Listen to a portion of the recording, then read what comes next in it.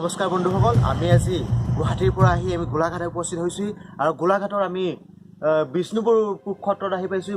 সেই ঠাইখিনি গোলাঘাটৰ বৰপথাৰ বৰুৱা বুলি কয় আৰু আমি ইয়াত আহি আমি ইয়াৰ পৰা যিখিনি আমি খাচী পুঠি আছে সেইবোৰ আমি চাবলৈ চেষ্টা কৰিছোঁ। সেইবোৰ আমি কেনেকুৱাকৈ আপোনালোকৰ আগত লৈ আহিবলৈ চেষ্টা কৰিছোঁ। বলকচোন আমি খাচী পুঠিবোৰ চাওঁ আৰু যাৰ ঘৰত আহিছোঁ তেখেতৰ নাম হ'ল পুনা মহন্ত। আৰু বলকচোন আমি পুনা মহন্তৰ লগত কথা পাতি লওঁ আৰু তেখেতৰ তাত থকা খাচী পুঠিবোৰ কেনেকুৱা ধৰণৰ আৰু কিমান শতাব্দৰ সেইবোৰ আমি সকলোবোৰ অধ্যয়ন কৰোঁ।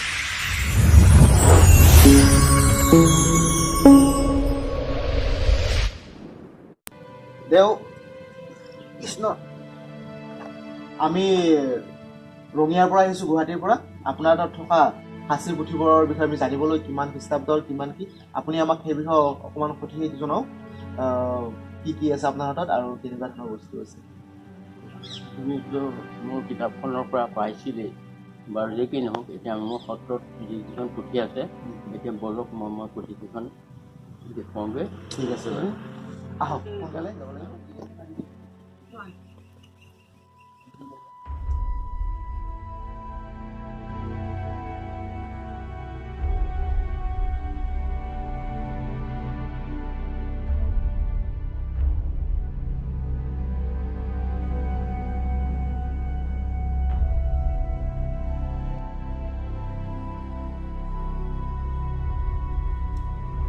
আপোনাৰ কিমানখন আছে এনেকুৱাকৈ পুৰণি খাচী পুথি? খাচী পুথি এতিয়া বৰ্তমান প্ৰায় 12-14খন আছে।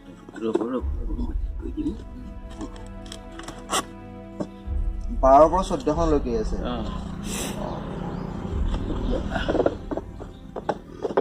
কিমান মান খ্ৰীষ্টাব্দৰ এই খাচী পুথিবোৰ আপোনাৰ থকা? এইখন 1700 কিমান তাত 1700 কিমান? এই আমি এইবিলাক পঢ়ি থাকোঁ, এইবোৰ ৰেজিষ্টাৰ কৰা হৈছে। এয়া দেখি এইবিলাক হেৰি কৰি এইটো চন তাৰিখ দি থোৱা আছে। শ্ৰী শ্ৰী মঠ ভাগৱত দশম খাচী পুথি 1 পৰা 9 এইটো সেইটো লিখি থৈছে। আৰু পুথিবিলাকৰ আকৃতি আপুনি ওলাই ল'ব পাৰিব ন গোটেইখিনি, বেয়া নাপায় যদি। এইটো আমি ইয়াত থৈ দিছোঁ। এই মুদ্ৰাবোৰ বহুত পুৰণি নেকি? পুৰণা মুদ্ৰা আছে।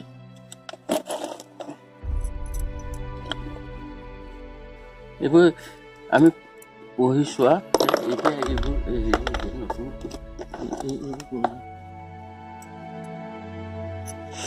খাচী পুথিৰ লগত আমি দেখিবলৈ পালোঁ প্ৰায় বহুত পুৰণিও কিছু মুদ্ৰা, যিবোৰ মুদ্ৰা আমি দেখিবলৈ পোৱা নাছিলোঁ।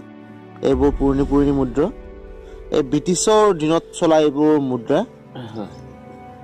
এইবিলাক ইণ্ডিয়া ইণ্ডিয়া আৰু জাপানৰ একেলগ হৈ পইচাও দেখিছোঁ। এইটো জাপানৰ লগত, ইণ্ডিয়ান ইংলেণ্ডৰ লগত এইটো ওলোৱা পইচা 1916 চনৰ। এইটো 1916 চনৰে হয়। এইটো ইংলেণ্ডৰ দিনৰে হয়, 1940 চনৰ, কিন্তু কিমান কি পইচা ধৰিব পৰা নাই। লগতে খাচী পুথিবোৰ আমি দেখুৱাইছোঁ। এইখন হ'ল ভাগৱত। এইখন ভাগৱত পুথি। হেৰি মই দেখুৱাই দিওঁ চন তাৰিখটো। আমাৰ এইবিলাক পুথি পাঠ চলি থাকে, পঢ়ি থকা হয়। এইবিলাক আখৰ ইয়াতে চন তাৰিখ কিবা আছে, সেইটো চাওকচোন। এখন ডাঙৰ দিয়কচোন, মানে কি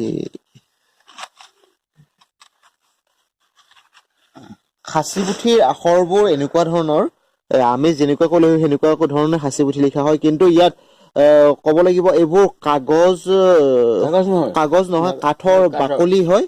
কাঠৰ বাকলিতহে এইবোৰ লিখা হৈছিল আৰু ইয়াত ব্যৱহাৰ কৰা হৈছিল সাধাৰণতে ময়ূৰ পাখি, যি মানে চিয়াহীটো বনাই, হয়, চিয়াহীটো বনোৱা মানে কেঁহাৰাজ, কেঁচু ৰস আদি কৰি মিক্স কৰি বস্তুটো বনাই, সেই চিয়াহীয়ে বস্তুবিলাক লিখা হয়। সঁচাকৈ ইমান পুৰণি টেকন'লজি বুলি ক'লে অতিকৈ গুৰুত্বপূৰ্ণ টেকন'লজি হয়। যেনেকুৱাকৈ এই খাচী পাঠত আমি দেখিবলৈ পাইছোঁ প্ৰায় 400 বছৰ হৈছে, কিন্তু হয়। এতিয়ালৈকে অঁ কোনো ধৰণৰ বিসংগতি ঘটা দেখিবলৈ পোৱা যোৱা নাই। যেনেকুৱা কৈ আছে তেনেকুৱা হৈয়ে আছে, যেনেকুৱা আখৰ তেনেকুৱা হৈয়ে আছে। আৰু ইয়াৰ যদি ভালদৰে সংৰক্ষণ কৰিব পৰা যায় তেতিয়াহ'লে আমি নিশ্চয় আকৌ 1000 বছৰ আগলৈ পিছতো আমি এনেকুৱা ধৰণতে পাম। আখৰবোৰ এইবোৰ আখৰৰ ভালদৰে লক্ষ্য কৰিব পাৰে, কিমান ধুনীয়া আখৰ সাঁচি পাথৰ পঢ়িব পাৰিব। সকলোৱে পঢ়িব পাৰিব। একেবাৰে আপুনি কেমেৰাত আপুনি চালেও আপুনি পঢ়িব পাৰিব কি লিখা আছে, আপুনি ভালদৰে পঢ়িব পাৰিব। নীলন্ত তিলৰ পৰ্বত গোট খাত থানে থানে থৈলা তাক ৰত্ন অসংখ্যাত সুবৰ্ণ ৰজত বস্ত্ৰ কৰিয়া আবৃত তাকো নন্দে দিলা দান হুয়া কীৰ্ত দেও আপুনি গোটেইবোৰ ৰেজিষ্টাৰ কৰি লৈছে ন এইবিলাক সকলো? হয়। এইখন আমি চালো, আকৌ পুৰণি কি কি আছে আমি গোটেইখন অকমান চকু ফুৰি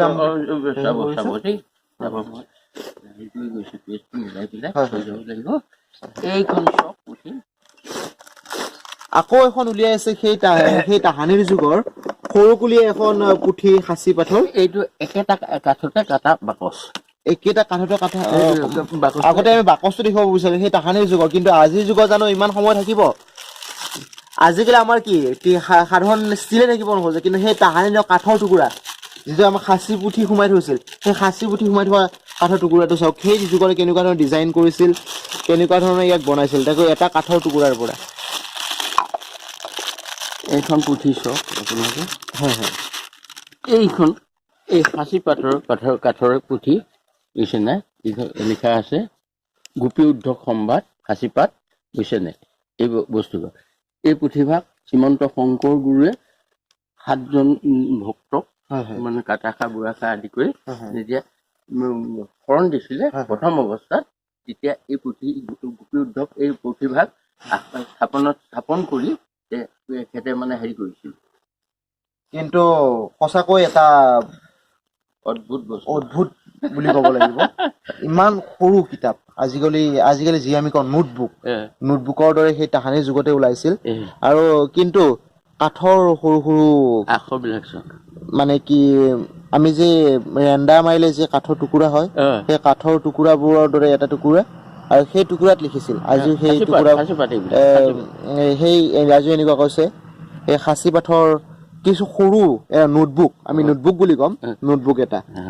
এই তাৰ লগতে আমি আকৌ দেখুৱাব ওলাইছো এনেকুৱা ধৰণৰ এখেতে কৈছেই 1400। এইখন কিমান খ্ৰীষ্টাব্দৰ বুলি ক'লে আপুনি? এইখন মানে এটাইবিলাক একে, তাৰমানে আমাৰ 1816 ইয়ালৈ অহা হৈছিল। 1816 চনত 1816 চনত 1816 চনত আমাৰ ইয়াত সত্ৰ স্থাপন কৰিছিল। তাৰ আগতে এই পুথিবিলাক আমাৰ গুৱাহাটী গোৱালপাৰা অভয়াপুৰ বিষ্ণুপুৰ সত্ৰ আপুনি কিতাপখন পাইছেতো। এই সত্ৰৰ পৰা আহোঁতে তেখেতলোকে লৈ আহিছিলে ইয়াত। মানে কি গোৱালপাৰা সত্ৰৰ পৰা আহোঁতে বিষ্ণুপুৰ সত্ৰৰ পৰা আহোঁতে ইয়াত লৈ আহিছিল। 1816 চনত ইয়াত স্থাপন কৰিছিল। স্থাপন কৰি হেৰি কৰিছে। তাৰপিছত এইখন হৈছে ঘোষা পুথি। এইখন চব ঘোষা পুথি, এইয়া নামঘোষা পুথি, এইবোৰ ৰেজিষ্টাৰ কৰি থোৱা আছে। আপুনি গোটেই ভাল কাম কৰিছে, আপুনি গোটেইবোৰ ৰেজিষ্টাৰ কৰি থৈছে। ইয়াৰ সংৰক্ষণটো ভালদৰে কৰিলে আকৌ ভাল হ'ব। এইয়া দেখিছে কৃষ্ণাই নম যে মুক্তাওপি নিষ্পৃহং প্ৰতিপদ পদ্মিলং যমস্তায় মস্তকং মণি কুৰ্বন্তী জন শিৱস তান ভক্তান চ পিতান চ ভক্তিম অপিতম প্ৰিয়ং শ্ৰী হৰি বন্দে সন্তত মৰ্থ অনুদিৱসং শৰণং নিত্যম ভজে। তাৰপিছত এইটো আৰম্ভ কৰিছে, এইখিনিৰ পৰা লিখিছে এইটো মুক্তিত নিস্পৃহ যিটো সেহি ভকতক নমো ৰসময় মাগুহো ভকতি সমস্ত মাজে নিজ ভকতৰ বৈশ্য ভজু হেনে।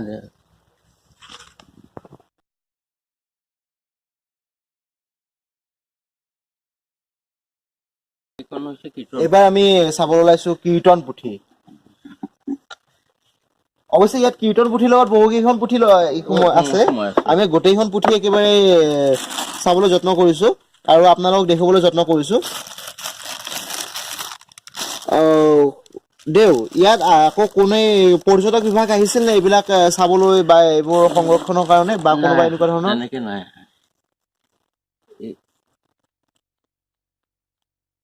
হাতীপাত শ্ৰীমন্ত শংকৰ মাধৱদেৱৰ কথোপকথন। এইখন তেখেতলোকক গুপ্তমণি বুলি কয়। গুপ্তমণি বুলি কয় এই পুথিখন। শংকৰ গুৰু আৰু মাধৱ গুৰুৱে দুইজনে কথা কোৱা আলাপৰ সেইখিনি কথা। এইখন চাওক অৰ্জুন সংবাদ। অৰ্জুন সংবাদ এইবিলাক আখৰ এইবিলাক অৰ্জুন সংবাদ। এইখন সাঁচিপাতে এইবিলাক সাঁচিপাত। আপোনালোকে এবাৰ চাব পাৰে সাঁচিপাত। মানে ইয়াক কেনেকুৱা এটা লাহি হয় কিন্তু এতিয়ালৈকে জয়ী হৈ যোৱা নাই। সঁচাকৈ আগৰ টেকনলজিক মানিব লাগিব। আমি সদায় আগৰ সেইক আমি চেলিউট কৰিব লাগিব।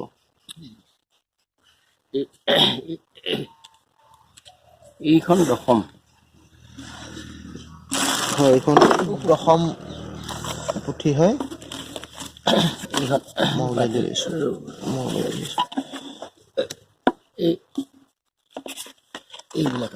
দশম পুথিৰ আখৰবোৰ এনেকুৱা ধৰণৰ। এইখন দশম পুথি ৰেজিষ্টাৰ কৰা হৈছিল আপোনাৰ 68 পাত 385 মিটাৰ হয়। এইখন ৰেজিষ্টাৰ কৰা চনটো বেছি লিখা নাই আৰু ইয়াৰ আখৰবোৰ সঁচাকৈ এটা গুৰুত্বপূৰ্ণ আখৰ। আপোনালোকে চাব পাৰে কিছু বিসংগতি হৈছে যদিও ইয়াক ভালদৰে লেমিনেশ্যন কৰাৰ ব্যৱস্থা কৰে চৰকাৰে যদি এইটো বস্তুক অকণমান গুৰুত্ব সহকাৰে লৈ ইয়াৰ পৰা যদি লেমিনেশ্যন কৰাৰ সুবিধা এটা কৰে, লেমিনেশ্যন কৰিলে আকৌ ইয়াৰ আয়ুস আকৌ 300-400 বছৰ এনেকুৱাকৈ থাকিব। লেমিনেশ্যন কৰাৰ পিছত আকৌ 1000 বছৰ আয়ুস বাঢ়িব বুলি মোৰ ধাৰণা হয়। এইবিলাকত আমি এতিয়া কিছু পুথিত মানে টেপ দি পেলাই ধুনীয়াকৈ হেৰি কৰিছোঁ। চাওক কেনেকুৱা ধৰণে ইয়াৰ বিসংগতি হ'বলৈ আৰম্ভ কৰিছেই। সঁচাকৈ এক দুখ লগা দৃশ্য। যদি এনেকুৱাকৈ যদি ইতিহাসবোৰ আমাৰ নাইকিয়া হৈ যাবলৈ ধৰে, যদি এনেকুৱা ধৰণে আমাৰ ইতিহাসবোৰৰ কিছু অধ্যায় আমাৰ মাজৰ পৰা হেৰাই যায়, তেতিয়াহ'লে আমাৰ পিছলৈ কিছু আমাৰ বিচাৰি পোৱাত অসুবিধাৰ সৃষ্টি হ'ব। তাৰ বাবে চৰকাৰে যদি এইবিলাক কিছু সুবিধা কৰি দিয়ে যে আকৌ সকলোৱে জানিবলৈ চেষ্টা কৰে, আমাৰ পিছলৈকে যাতে আমি দেখুৱাব পাৰোঁ আমাৰ ল'ৰা ছোৱালীক বা আমাৰ নাতি নাতিক এইবিলাক দেখুৱাব পাৰোঁ। তাৰ কাৰণে চৰকাৰে যদি ইয়াক লেমিনেশ্যন কৰা বা ইয়াক ভালদৰে সংৰক্ষণৰ স্থলী এটা গঢ়ি তুলিব পাৰে, সেয়া আমাৰ একেই হিষ্ট্ৰী প্ৰডাকশ্যনৰ পৰা আমাৰ আহ্বান। এই হৈছে তোলাপাত চিনি পায়? তাৰ লগতে আমি তোলাপাতো দেখুৱাম। তোলাপাত আমি নিজে দেখা নাছিলো, কিন্তু এবাৰ আমি তোলাপাত দেখুৱাবলৈ চেষ্টা কৰিছো। তোলাপাতটো লিখিছিল কিহেৰে? মানে সেয়ে লিখা এতিয়া হেৰি বিশ্বৰ যুগৰ অন্তত এই পুথি ইয়াৰ প্ৰায় কমচো 100 বছৰ পিছৰ লিখা পুথি এইবিলাক। অৰ্থাৎ ইয়াৰ আজিৰ পৰা প্ৰায় 200 বছৰ আগত তোলাপাত বুলি কৈছিল। সেই সময়ত আমি এতিয়া যিবোৰ কাগজ ব্যৱহাৰ কৰোঁ, সেই তেতিয়াৰ কাগজবোৰ অকণমান ডাঠ আছিল আৰু ইয়াৰ বৰণবোৰ অকণমান বেলেগ ধৰণৰ আছিল। কিন্তু ইয়াৰ কাগজে হয় এইবিলাকো, কিন্তু এই কাগজবিলাক কোৱা হয় তোলা কাগজ। আৰু সেই তোলা কাগজ আজিৰ পৰা প্ৰায় 200 বছৰ আগত ব্যৱহাৰ কৰিছিল। আমি আজি সঁচাকৈ গৌৰৱিত আমি দেওক লগ পাই, কাৰণ দেৱে আমাক বহুত ধৰণৰ ভাল বস্তু দেখুৱালে। যে সাঁচিপাত 300-400 বছৰ আগৰ এই সাঁচি পুথিবোৰ, লগতে তোলা কাগজবোৰ। আৰু দেও লগতে আপোনাৰ তাত কি আছে? আৰু এটা বিশেষ কথা ক'ব লাগিব, গোলাঘাট এখন এনেকুৱা ঠাই যিখন ঠাইত অসমৰ প্ৰথমজন চলচ্চিত্ৰ জগতৰ প্ৰথমজন অভিনেত্ৰী জয়মতীও এইখন ঠাইৰে হয়, আইদেউ সন্দিকৈ। লগতে অসমৰ প্ৰথমজন কেমেৰামেন তেখেতো ইয়াৰে হয়। লগতে অসমৰ প্ৰায়ভাগ শিক্ষিত মানুহ, প্ৰায়ভাগ অসমীয়া জনাজাত মানুহ সকলো ইয়াৰে হয়। লগতে ইয়াত গোলাঘাট যদি এখন কৃষিভূমি ঠাই, কিন্তু ইয়াত কৃষিভূমি হ'লেও সমানে সমানে শৈক্ষিক দিশতো অসমক শোষণ কৰি থাকিব পৰা এটা ক্ষমতা আছে।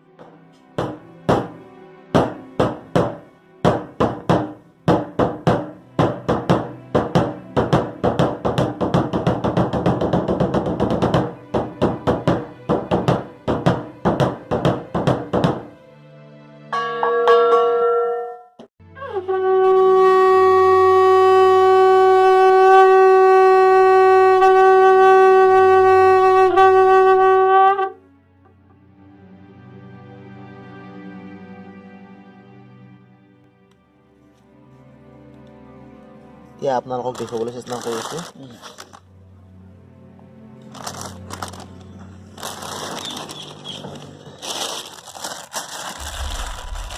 কি ধুনীয়া আখৰ হৈ আছে দেখিছে? সঁচাকৈ আখৰবোৰ এইবোৰ বেয়া হৈ যাবলৈ ধৰিছে। চন তাৰিখ লিখা আছে এইটো অসমীয়াৰ 832 চনৰ নাৰায়ণম। এক মিনিট, আমি কেমেৰাত ভালকৈ আনিবলৈ যত্ন কৰিছোঁ। এইবোৰ পুথি এতিয়ালৈ কোনে কোনে চাবলৈ আহিছে আপোনাৰ ওচৰত? এই পুথিবিলাক চাবলৈ আহিছে মহেশ্বৰ নেওগ, হয়, পদ্মনাথ গোহাঁই বৰুৱা আৰু তীৰ্থ গোসাঁই গোস্বামী বুলি কয় জলসত্ৰ। তেখেতলোক তিনিজন আহি ইয়াতে পুথিবিলাক চাই তেখেতক নিদি এতিয়া মই পুনৰ এইখন মই পুথি নিজে অসমীয়ালৈ অনুবাদ কৰি আছোঁ। ঠিক আছে, আপুনি নতুনকৈ অসমীয়ালৈ অনুবাদ কৰি আছে। অসমীয়া সঁচাকৈ আপুনি প্ৰসংগ আমাৰ পৰা প্ৰসংগ দিব নোৱাৰোঁ যদিও আমি সঁচাকৈ শলাগ ল'ব লাগিব। আপুনি সঁচাকৈ ভাল কাম এটা কৰিছে।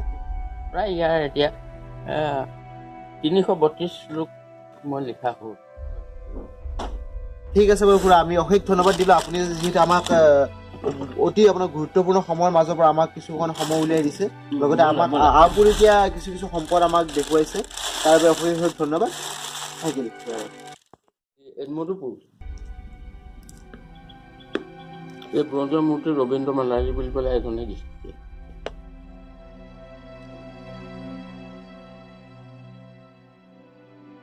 হেল্ল' ফ্ৰেণ্ডছ, নিশ্চয় আমাৰ ভিডিঅ' চাই অশেষ ভাল লাগিল, আৰু যদি ভাল লাগিছে আমাক কমেণ্ট বক্সত কমেণ্ট কৰক, লগতে ভিডিঅ'টো আকৌ শ্বেয়াৰ কৰক যাতে সকলোৱে এই ভিডিঅ'টো উপভোগ কৰিব পাৰে।